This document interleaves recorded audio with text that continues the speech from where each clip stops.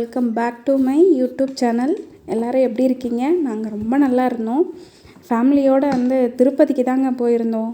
அப்பா, அம்மா, மாமியார், மாமனார், தம்பி, குட்டி பையன் எல்லோரும் சேர்ந்து ஒரு ட்ரிப் போயிருந்தோம். நல்ல ஜாலியாகவும் என்டர்டெயின்மெண்ட்டாகவும் இருந்ததுங்க. இதுதான் ஃபஸ்ட் டைம் 2 ஃபேமிலியும் சேர்ந்து ஒன்றா போனது.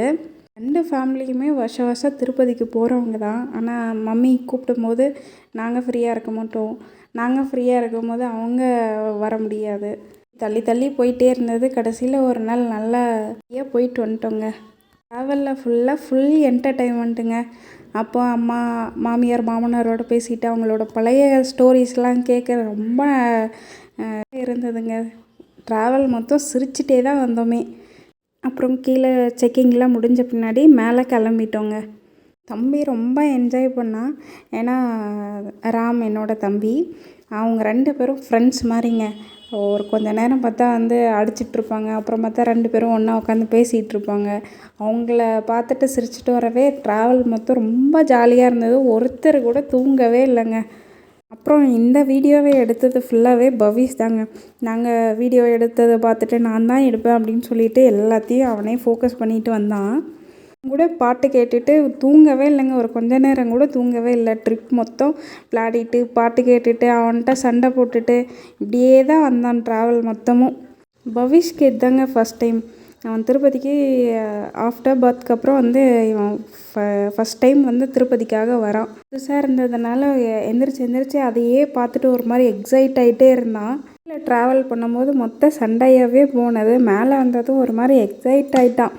இது என்ன, நம்ம மலை மேலே தான் போயிட்டுருக்கோமா, நான் எப்படி மேலே இவ்வளோலாம் கட்ட முடியும் அப்படின்னு அவனுக்கு நிறைய டவுட்டுங்க.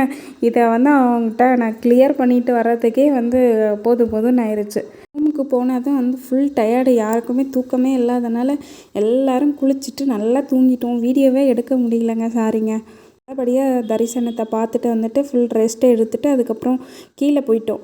திருப்பதி அங்கேருந்து ஒரு 2லேருந்து 3 கிலோமீட்டர் தாங்க இருக்கும். கோவிந்தராஜப்பட்டினம் அங்கே ஸ்ரீ வெங்கடேஸ்வர சாமி கோயிலுக்கு போயிருந்தோங்க.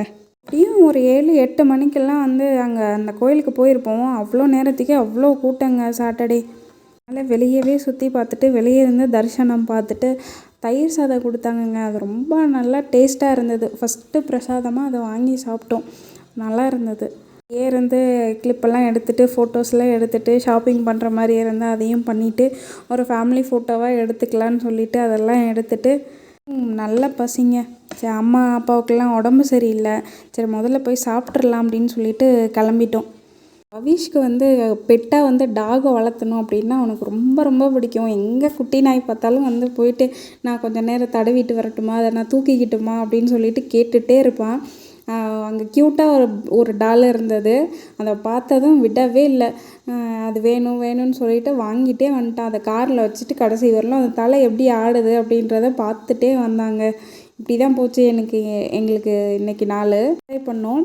வீட்டுக்கு ரீச் ஆகிறதுக்கு எப்படியும் ஒரு 6 o'clock ஆயிடுச்சு. அதுக்கப்புறம் எல்லாம் ரெஃப்ரெஷ் ஆகிட்டு எல்லாம் தூங்கிட்டோங்க. இன்றைக்கி வீடியோவை பார்த்துட்டு நீங்களும் என்ஜாய் பண்ணியிருப்பீங்கன்னு நான் நினைக்கிறேன்.